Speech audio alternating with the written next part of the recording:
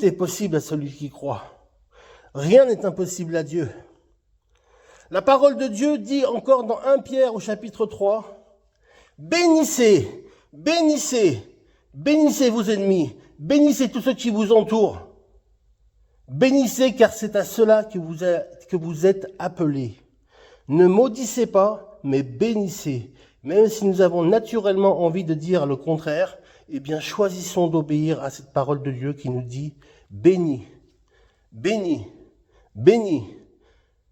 On te fait du mal, tu peux le rendre par la bénédiction.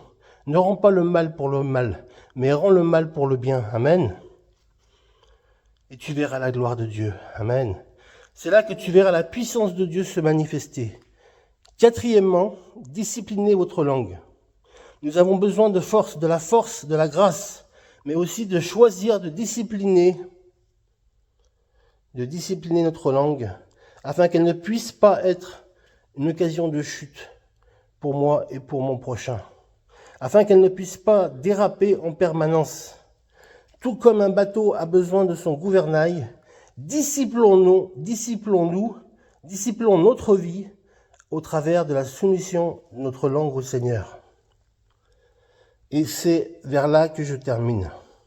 Oui, soumettons notre langue au Saint-Esprit.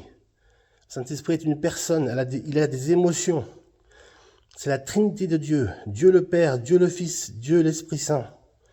Amen. Soumettons notre langue au Saint-Esprit.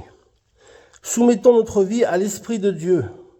Je résume, déposez vos fardeaux, purifiez votre langue, bénissez, disciplinez votre langue et soumettez-la au Seigneur. Que Dieu vous bénisse, mes amis. Que Dieu vous bénisse tous. Que Dieu nous bénisse tous. Nous avons tous besoin d'être secourus et de faire un travail par la puissance de l'Évangile et de l'Esprit Saint. C'est pour cela que nous sommes là pour en parler.